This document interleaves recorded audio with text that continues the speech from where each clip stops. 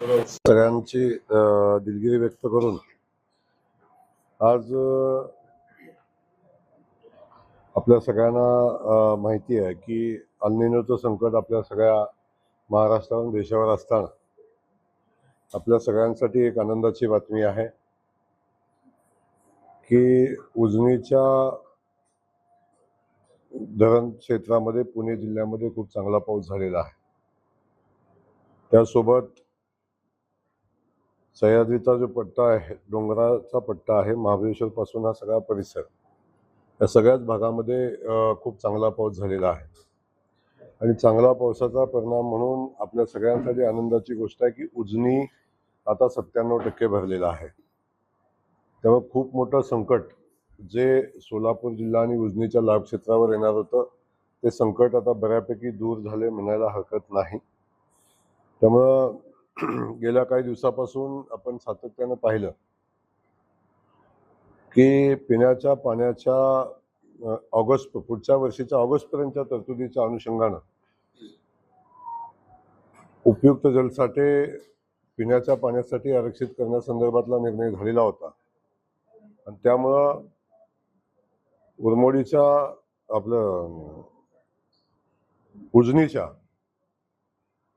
धरण परिसरातील आणि नदीच्या बाजूच्या परिसरातील सगळ्या कृषी पंपाची वीज आपण पूर्वी 3 तास केली, पुन्हा आपण नंतर 5 तास केली आणि आज पासून ती वीज पूर्ववत करण्याचा निर्णय घेतलेला आहे। जशी पूर्वी शेतकऱ्यांना वीज मिळत होती त्याच पद्धतीनं शेतकऱ्यांना वीज मिळेल, म्हणजे 8 तास शेतकऱ्यांना वीज मिळेल असा आदेश आज कलेक्टर महोदयांनी सकाळीच आमची चर्चा झाल्याप्रमाणे केलेला आहे। त्यामुळे सगळ्या शेतकरी बांधवांसाठी आनंदाचा विषय आहे की उजनी 97% भरलंय आणि आता शेतकऱ्यांची वीज पूर्ववत केली जाणार आहे। हा एक विषय आहे।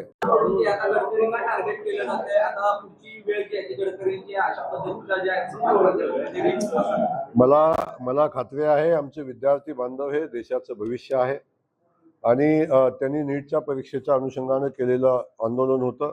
त्या आंदोलनामध्ये त्यांच्या भावना अगदी उचित होत्या आणि त्या उचित भावनाचा सन्मान आपण केलेला आहे।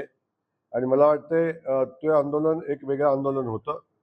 गडकरी साहेबांचं काम अख्ख्या देशाला माहिती आहे। आज आपण ज्या ज्या रस्त्यावर चालतो, मग विरोधक चालतील, आपण चालतील आणि कोणी चालेल, ते रोड हे गडकरी साहेबांच्या माध्यमातून झालेले आहेत। खास करून पांडुरंगाच्या सगळ्या पालख्या ज्या ज्या भागातून येतात ते सगळे पालखी मार्ग बघितल्यानंतर गडकरी साहेबांचं काम आपण पाहतो। परंतु सर्वोत्कृष्ट कामाला बदनाम करणं ही रीत आपल्याकडे आहे। विरोधकांनी ती रीत हातात घेतलेली आहे, पद्धती हातामध्ये घेतलेली आहे आणि चांगला काम जे चांगलं काम करतात त्या व्यवस्थेला बदनाम केलं की त्यांनी केलेलं काम मागं राहतं आणि बदनामीची गोष्ट पुढे येते। अशा पद्धती बदनामी करायचा प्रयत्न केला जातो, याची आपल्याला माहिती आहे।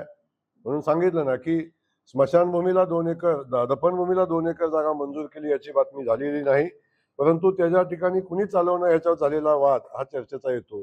तसंच आहे, याच्या पलीकडचं दुसरं काही नाही।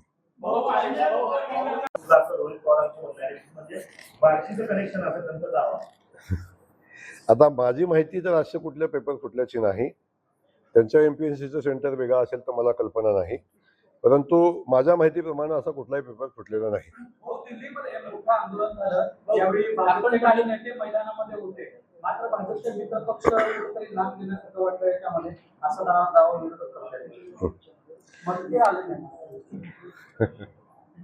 आपण पाहिलं असेल की आदरणीय मोदीजींनी किंवा भारतीय जनता पक्षाच्या सरकारनं विद्यार्थ्यांच्या हिताची कायम भूमिका घेतलेली आहे। नीटची पेपर फुटणं हे आपल्या दृष्टीनं निश्चितच घोषणावं नाही, त्याचं कुणीही समर्थन केलेलं नाही। त्या अनुषंगानं दोषी असलेल्या प्रत्येकावर कारवाई केलेली आहे, त्याची पाळंमुळं खोदून काढण्याचं काम सरकारच्या माध्यमातून झालेलं आहे।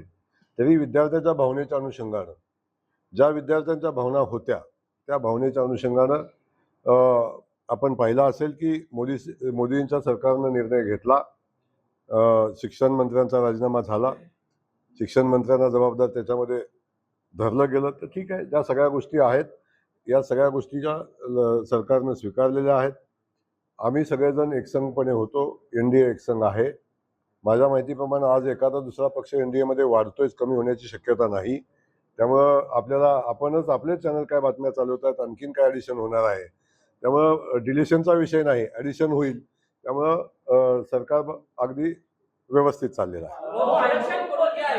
आपला कार्यक्रम झाला आणि त्या ठिकाणी सुद्धा फोटोचा विषय निघाला म्हणून बॅनरवरती तानाजी सावंत आणि ओमराजे निंबाळकर यांचे फोटो नव्हते अशा पद्धतीचा आरोप शिवसैनिकांकडून केला चाललेला आहे. मला आपल्याला विनंती करायची आहे की आपला जीव धाराशिव, धाराशिवच्या जिल्हा परिषदेनं एक विजन ठेवलेलं आहे 2030 पर्यंत की आपल्या गावखेड्याचा विकास झाला पाहिजे, आपली नवी पिढी पुढे गेली पाहिजे, शाळेचा शिक्षणाचा स्तर सुधारला पाहिजे. अशा पद्धतीनं अनेक गोष्टी स्मशानभूमीपासून सगळ्या गोष्टी त्यांनी घेतलेल्या आहेत. त्यामध्ये प्रत्येक गावात वाचनालय व्हावं. त्यांनी पहिल्या टप्प्यातली 83 वाचनालय त्यांनी घेतलेली आहेत. त्या 83 वाचनालयामध्ये आपण बघितलं असेल की सभामंडप, समाज मंदिर या सगळ्या गोष्टीच्या पुढे जाऊन त्यांनी वाचनालयाचे उभे करण्याचा निर्णय घेतलेला आहे. आणि एवढा चांगला कार्यक्रम जेव्हा एखादी जिल्हा परिषद घेते तेव्हा चांगल्या कामाचं कौतुक न करता आपण त्याच्यामध्ये काय उणीवा आहेत हे शोधण्याचा आपण प्रयत्न करता. कामामधल्या उणीवा शोधा, पण राजकीय उणीवा शोधणं मला वाटतं तितकं उचित नाही. राजकीय उणीवा शोधायचा प्रयत्न आपण केला त्यालाही हरकत नाही.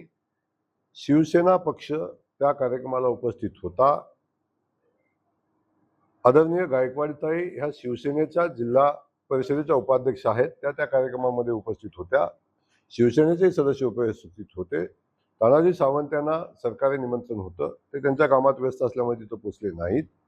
बाकी आणखीन कुणाची नावं तुम्ही घेतली ते त्या कार्यक्रमाला अपेक्षित होते का नव्हते मला माहिती नाही.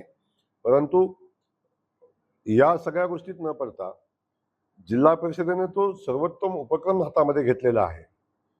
त्याचं या ठिकाणी मनापासून मी कौतुक करेन आणि त्या जिल्हा परिषदेच्या सगळ्या पदाधिकाऱ्यांना आणि CEO मनापासून त्यांच्या कामाचं अभिनंदन करेन. देवेंद्र फडणवीस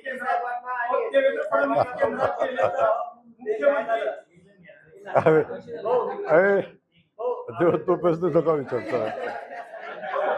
देवेंद्र फडणवीस केंद्रात गेले तर मुख्यमंत्री म्हणून एकनाथ शिंदे व्हावे असं आशा जी आहे ती मंत्री भरतशेठ गोगावले. मी पहिला आपल्याला एक सांगतो की राज्याचे मुख्यमंत्री म्हणून आदरणीय देवेंद्र फडणवीस साहेब सर्वोत्तम काम करतायत, मजबूतीनं काम करतायत, विकसित महाराष्ट्राचं स्वप्न घेऊन काम करतायत. महाराष्ट्रातल्या जनतेचा त्यांच्यावर विश्वास आहे. विधानसभेच्या निवडणुकीमध्ये मिळालेलं यश, जिल्हा परिषदेच्या निवडणुकीमध्ये मिळालेलं यश, महापालिकांच्या निवडणुकीमध्ये मिळालेलं यश, नगरपालिकाच्या निवडणुकामध्ये मिळालेलं यश हे त्यांच्या कर्तृत्वाची पोचपावती आहे. आणि त्यानंतर त्यांनी शेतकऱ्यांसाठी घेतलेले निर्णय, आज बघतो आपण एवढं मोठं इन्फ्रास्ट्रक्चर उभं राहत आहे, परदेशी गुंतवणूक येते, राज्य आज समृद्धीकडे चाललंय, हे सगळं आपण पाहताय. त्यामुळं देवेंद्रजी महाराष्ट्रामध्ये खूप चांगलं काम करतायत. ते महाराष्ट्रामध्ये मुख्यमंत्री म्हणून चांगलं काम करतायत, त्याच्यामध्ये कुणालाही शंका कुशंका असायचं कारण नाही. ते महाराष्ट्रामध्येच राहतील हे आदरणीय मुख्यमंत्री महोदयांनी सांगितलेलं आहे. माझ्या सहकारी पक्षातल्या माझ्या सहकारी बांधवांना माझी विनंती राहील की कोण वर जाईल कोण खाली जाईल हा ठरवण्याचा अधिकार तुम्हाला नाही. आपण राज्य मंत्रिमंडळातले मंत्री आहोत, सगळ्यांनी जबाबदारीनं बोललं पाहिजे, सगळ्यांनी जबाबदारीनं वागलं पाहिजे. त्यामुळे अशा वक्तव्यापासून किंवा अशा चर्चेपासून आपण बाजूला राहावं अशा पद्धतीच्या माझी विनंती माझ्या सहकारी बांधवाला राहील. विनाकारण अशा चर्चा पुढे येणं हे बरोबर नाही. त्यामुळं माननीय मुख्यमंत्री महोदय सक्षमपणे राज्याचा कारभार चालवत आहेत आणि तो त्यांचा 5 वर्षाचा कालखंड पूर्ण करते.